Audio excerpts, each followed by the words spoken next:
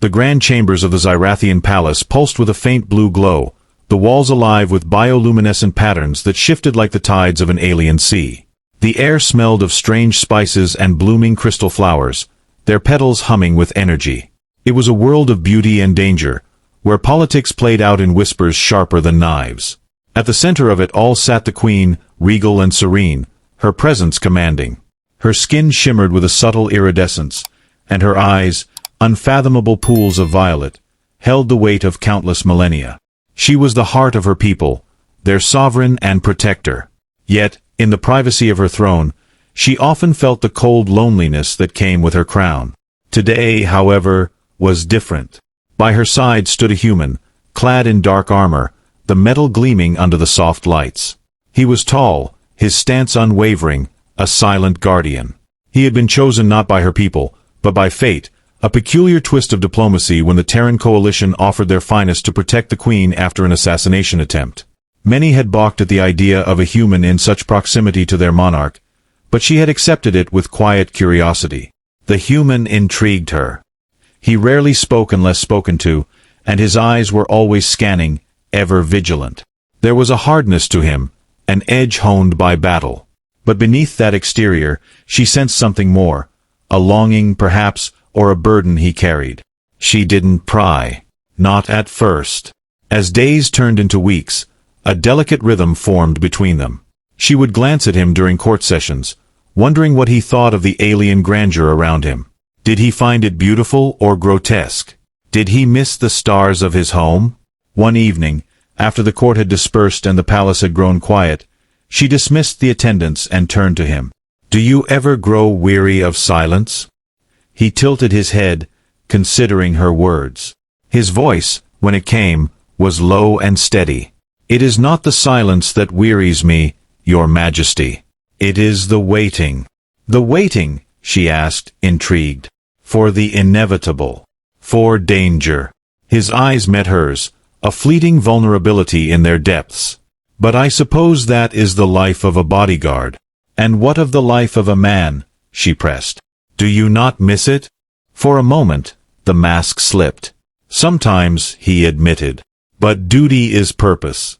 Without it, what remains?" Her heart ached at the simplicity of his answer.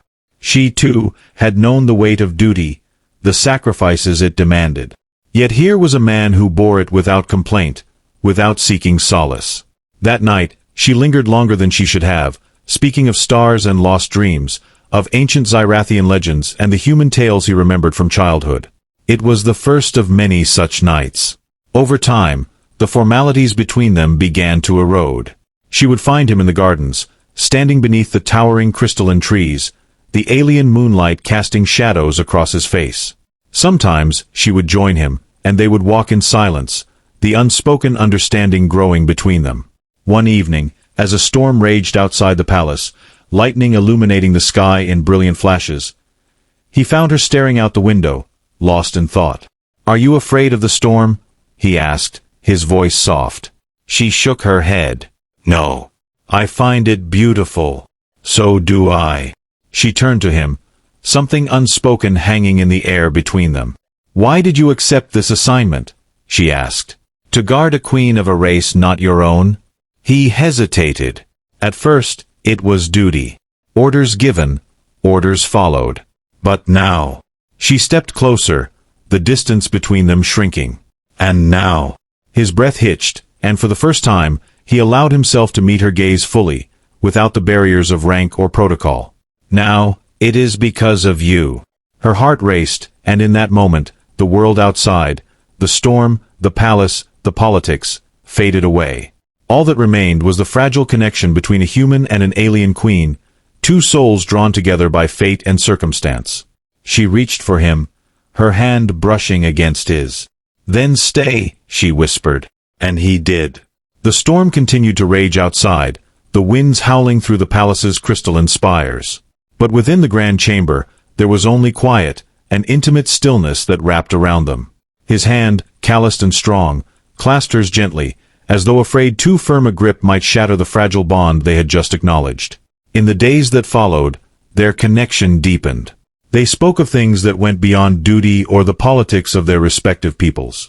She told him of the burden of ruling, of the nights spent staring at the stars, wondering if her choices truly serve her people or merely prolong their suffering. He, in turn, shared stories of battles fought in distant galaxies, of comrades lost and the unrelenting march of time. They found solace in each other, a rare respite in their tumultuous lives. But they both knew their bond would not go unnoticed for long. It began with whispers among the court.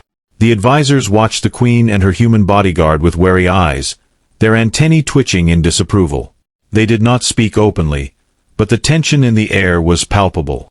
The queen, however, was unyielding. She would not allow the prejudices of her court to dictate her heart. Then came the threats. Anonymous messages etched into the palace walls, warnings that a union between the queen and an outsider would bring ruin to the Zirathian people. Her bodyguard doubled his vigilance, shadowing her every move, his hand never far from his weapon. One night, as they walked through the gardens, he spoke of his concerns.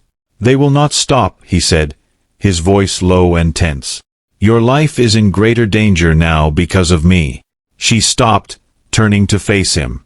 "My life has always been in danger, even before you arrived. It is the price of the crown. But you," her voice softened, "you are the first person who has ever made me feel truly seen." His expression tightened, torn between his duty to protect her and his growing feelings. "And if I am the reason you are harmed? I could not bear it." She reached out, her hand resting against his cheek. "You are not the reason for their hatred. It has always existed, simmering beneath the surface. You have merely given them a new target. But I will not live my life in fear. Not anymore." He closed his eyes briefly, leaning into her touch. "Then I will stand by you, no matter the cost." The queen nodded, a fierce determination lighting her eyes. "We will face them together." Their defiance did not go unchallenged. Within weeks, the whispers of dissent grew louder, culminating in an emergency council meeting. The grand hall was filled with the Zirathian elite, their bioluminescent forms glowing with agitation. The queen sat at the head of the table, her bodyguard standing resolutely at her side. One of the senior advisors, his carapace a deep shade of red, rose to speak. "Your Majesty, it is with the greatest respect that I bring this matter to your attention. Your association with this human has caused unrest among our people. They question your judgment, your loyalty to our traditions." The queen's gaze was steady. "My loyalty has always been to the well-being of my people. If they cannot see that, it is not because of my bodyguard but because of their own fears and prejudices." Another advisor chimed in. "Your Majesty, the Zirathian line has stood for millennia, unbroken. To risk that for a relationship with an outsider—" "Enough," she said, her voice cutting through the chamber. "I will not be dictated to on matters of the heart. This human has proven his loyalty to me and to our people. He has risked his life countless times to ensure my safety. Can any of you claim such devotion?" The hall fell silent, the advisors shifting uncomfortably. The bodyguard, silent as ever, felt a surge of pride and protectiveness. She was fighting not just for their love, but for the right to choose her own path. But the opposition was not so easily silenced. That night, an attack was launched on the palace. The sound of explosions shattered the midnight calm. The palace trembled as energy blasts tore through its outer defenses. The queen was hurriedly escorted to a secure chamber, her bodyguard never leaving her side. He barked orders to the Zirathian guards, organizing a defense. "We're outnumbered," one of the guards said, panic in his voice. "They've breached the southern gates." The bodyguard's face was grim. "Hold them off as long as you can. Protect the queen at all costs." The queen touched his arm, her eyes filled with worry. "You cannot fight them alone." "I won't be alone," he said, glancing at the loyal guards. "But I need you to stay safe." Before she could protest, he pressed a communicator into her hand. "If they reach this chamber, use this. It will send a distress signal to the Terran coalition. They will come for you." She clutched the device, her hands trembling. "And what of you?" He gave her a small, bittersweet smile. "I will do what I must." As he turned to leave, she called out to him. Promise me you'll return." He hesitated, then nodded. "I promise." The battle raged on, the palace becoming a war zone. The bodyguard fought with relentless precision, his every move calculated to protect the queen's people. The Zirathian guards, inspired by his bravery, held their ground despite the odds. But the attackers were relentless. Just as they breached the final defense line outside the queen's chamber, reinforcements arrived, the Terran coalition, responding to the distress signal. Together, Zirathians and humans pushed back the invaders, securing the palace. When the dust settled, the bodyguard, battered and bloodied, made his way back to the queen. She was waiting for him, her expression a mixture of relief and anger. "You broke your promise," she said, her voice trembling. He sank to one knee before her. "I returned, as I vowed. Forgive me for making you wait." She pulled him to his feet, her eyes shining with unshed tears. "You are impossible. And you are everything," he whispered. From that day forward, the queen and her bodyguard stood as a testament to the power of unity and love. Together, they worked to bridge the divide between their peoples, proving that even the most profound differences could be overcome. In time, the Zirathian court grew to accept the human who had won their queen's heart. And as they rebuilt their world, the queen and her bodyguard found strength in each other, knowing that together, they could weather any storm. In the months that followed the attack, the palace's scars remained visible. Fractured crystal walls, scorched pathways, and the eerie silence left by those who had fallen. Yet, despite the physical damage, a new sense of unity began to blossom. The queen's defiance and the bodyguard's unwavering loyalty had sparked something unexpected, a tentative alliance between Zirathians and humans, born not out of necessity, but of admiration. The court, once fractured by dissent, now held a grudging respect for the human who had fought alongside their warriors. Some still whispered of tradition and purity, but others saw the truth. This man had risked everything for their queen, and for them. He had become more than an outsider. He was one of their own. But not all wounds were so easily healed. One evening, as the queen and her bodyguard stood atop the palace's highest balcony, the alien moon casting a soft glow over the city, she spoke of her fears. "They will never fully accept you," she said quietly, her voice laced with sadness. "No matter what you've done." He stood beside her, the cool wind brushing against his face. "I didn't do it for their acceptance." "I know," she said, turning to him. "But I fear what it may cost you." He took her hand, his fingers intertwining with hers. "The only thing that matters to me is you. The rest, it's worth the risk." She smiled, though her heart ached. "You are too brave. And you are too kind." They stood there in silence, the stars watching over them, until a soft chime echoed through the air, an urgent summons. The council had called another meeting. The grand hall was dimly lit, the usual bioluminescent glow subdued. The atmosphere was tense, the air thick with unspoken conflict. The queen entered with her bodyguard at her side, her regal composure unshaken. She knew what this meeting was about. They all did. The senior advisor, his carapace now dull with age and wear, rose once more. "Your Majesty," he began, his tone measured but firm, "the attack on the palace has left us vulnerable. We must ensure the stability of the throne. And that stability requires sacrifice." The queen's eyes narrowed. "Speak plainly." He hesitated, glancing around the room before continuing. "Your relationship with the human, while admirable in its loyalty, poses a threat to our sovereignty. The people are uneasy. To protect the realm, we must ask you to sever this bond." The room fell into a heavy silence, the words hanging like a blade in the air. Her bodyguard's hand instinctively moved to his weapon, but she placed a calming hand on his arm. "You would have me forsake the one who has saved my life?" she asked, her voice cold and sharp. "For the good of the people," the advisor replied, his gaze unwavering. The queen rose from her throne, her presence towering over the gathered council. "You speak of sacrifice," she said. "But it is not my bond that threatens our stability. It is your fear." The advisors shifted uncomfortably, their antennae twitching. "Fear of change, fear of unity, fear of the unknown," she continued. "This man has given everything to protect me, and by extension, all of you. And yet you would demand that I cast him aside to placate your insecurities. She paused, letting her words sink in. I will not. The hall erupted into murmurs, some in support, others in dissent. The queen raised her hand, silencing them. If you cannot see the strength in our bond, then perhaps it is you who should reconsider your place here. The advisor opened his mouth to protest, but the bodyguard stepped forward, his voice calm yet resolute. I will leave, if that is what the queen wishes. My duty is to her, not to a title. The queen turned to him, her expression softening. You are not leaving. She faced the council once more. Let it be known, I will not abandon the one who has stood by me when all others would turn away.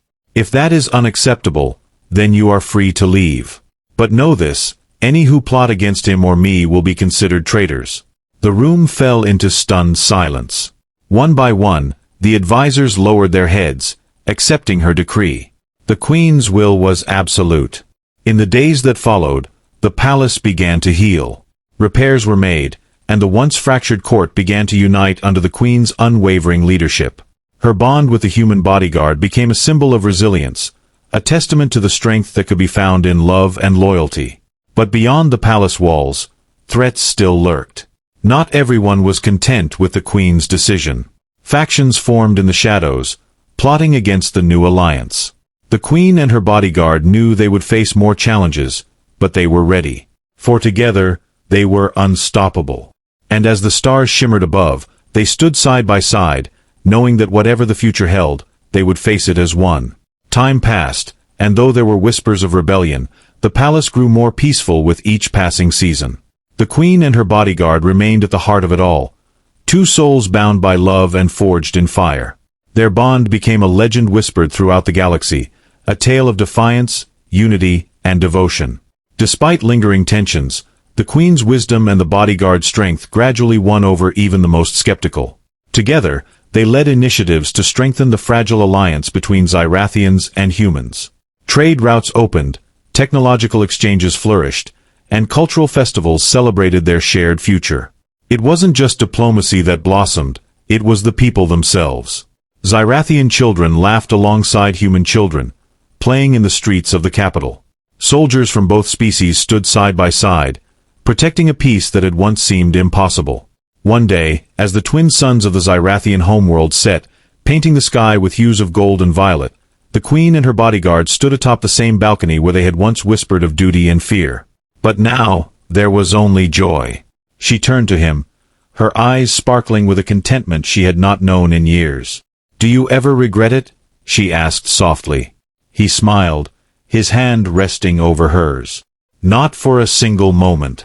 They stood in silence, watching the stars appear one by one, the galaxy stretching endlessly before them. As the night deepened, a quiet knock echoed at the chamber door. A young Zirathian attendant entered, bowing deeply. Your Majesty, the Council requests your presence. They wish to formalize the new treaty with the Terran coalition. The Queen glanced at her bodyguard, a soft smile playing on her lips. Let them wait, she said. The attendant bowed again and departed, leaving them alone once more. She turned back to the stars, her voice a whisper. For so long, I thought I would rule alone, bound only by duty. But now, I see that the greatest strength is found in those we choose to share our lives with. He took her hand, lifting it to his lips. And I will stand beside you for as long as I live. They stayed on the balcony until the first light of dawn broke over the horizon, bathing the world in warmth and promise. And in that golden light, they found their happy ending, not in the absence of struggle, but in the triumph of love over fear, of unity over division. Together, they forged a future brighter than the stars. Forever side by side.